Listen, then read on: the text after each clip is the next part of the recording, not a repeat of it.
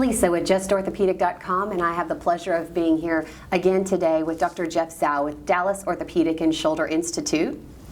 And we're going to talk a little bit today about AC separation. Can you tell us, just in general terms, what AC separation is? So AC separation is the normal people think about, I separated my shoulder. That's kind of where that stems come from.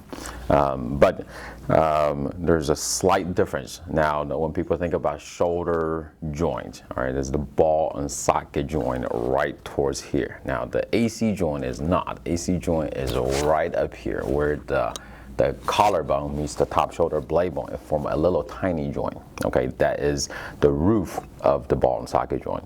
So when people think about I separated my shoulder, they probably more thinking about the ball slip out of socket, more like a shoulder instability or dislocation type of a deal. This is actually completely different. This is simply, you ever seen people with the collarbone pop up like this, makes them uneven? That's what AC separation is. Okay, there are several ligaments that make sure that the end of the collarbone does not pop up. So that when the AC joint is separated or dislocated, it's more meaningful for us to thinking about, okay, which of those ligaments are being torn, or whether are they more likely going to be treated conservatively and healed in itself, or we have to reconstruct those ligaments. All right. There are a total of 6 different types of AC separation. The easiest way to remember what to do with these is type 4, 5, 6, all need surgery, 1, 2, 3, not. All right. Now, in terms of treatment, what are we going to do with it? If type 1, type 2 simply means the ligament and capsule around this joint being ripped a little bit, you can simply sling the arm, make sure the weight of the arm being taken off, and allow that kind of scar in. Generally speaking, sling for 3 to 4 weeks and start slow physical therapy and allow range of motion to come back. No heavy lifting for a period of 2 months, a period, that should be more than sufficient.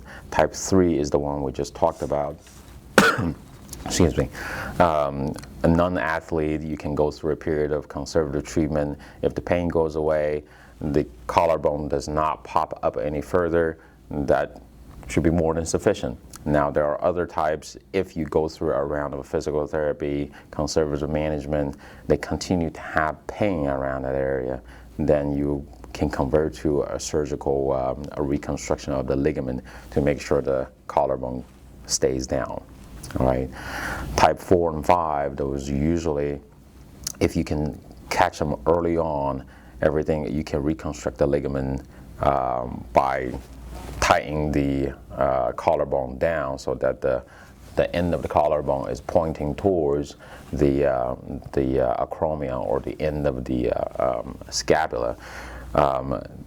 You can treat that conservatively, usually through arthroscopic type of a technique and whatnot. But if you waited for a long time, I have had patients that